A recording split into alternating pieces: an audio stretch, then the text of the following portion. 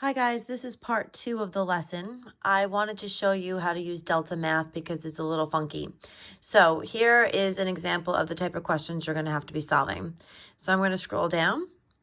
Here they're going to give you a parabola. They're giving you the focus and the directrix, which not only are they giving it to you, but I'm also giving you questions where they're graphing it for you. And they want to know what's being said about the parabola. Notice again before we were talking about y equals -3. Notice how y equals is a horizontal line. It crosses the y-axis at -3. That's how I always remember it. So if we want to scroll down and see what they're looking for in particular, here they're looking for the vertex, the p-value, and if we click on this triangle, this drop-down menu, it gives you, they're looking to see which way it's going to open. So first things first, let's find the vertex. The vertex is in between the focus and the directrix. So if I go in between that, this point right here is going to be in between the focus and the directrix. So this point would be -4, -5. So I'm going to click over here, -4, click over here, -5. If I put my cursor right back over here, and it might be a little bit hard for you to see, but you should be able to see it on your own computer when you do this. This is actually going to be 2 boxes away if I count up to the directrix, or 2 boxes away if I count down to the focus. So the p-value is the number of boxes both the directrix and the focus are. So we know that that was 2. So I clicked in the box, put a 2. And then think about it. If this is going to be where the vertex is, and if this has to be inside, the only way it could be pointing is it could be pointing down. If it was pointing up, then it would be intersecting the directrix. If it was pointing to the right, it would be intersecting this. That just wouldn't make sense.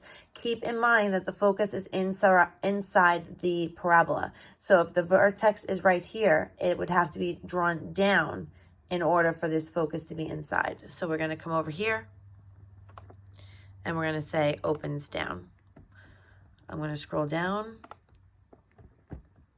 submit my answer, yes, and then I got that one right. Let's do another one.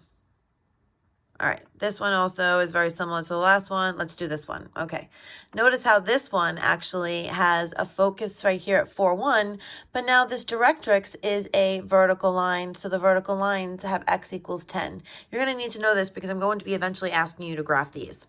So again, if we're going to look for the parts, let me scroll down here to the actual question. First thing they're looking for is the vertex. So the vertex is in between the focus and the directrix. So if I counted into the middle, it would be right here at 7, 1. So I'm going to click here at 7, the next box at 1.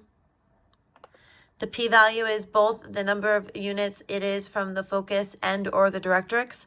So if I was pointing right here, it would be 1, 2, 3, or vice versa, it would be 1, 2, 3. So the p-value is 3 boxes. And then remember that this has to be inside. So if my vertex is going to be right here, in order for that to be inside, I would have to be pointing to the left. And you can always go back to the notes that I have. I gave you guys a PDF in your last lesson, so that way you guys can see which way it points and the different options for the focus and the directrix. So we know it's going to open left. And I'm going to hit the submit answer, hit yes. And then I'm good.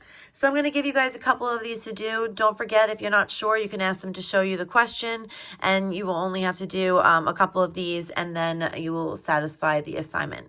If you have questions, don't hesitate to ask me in the Talking Points app. I'll talk to you later.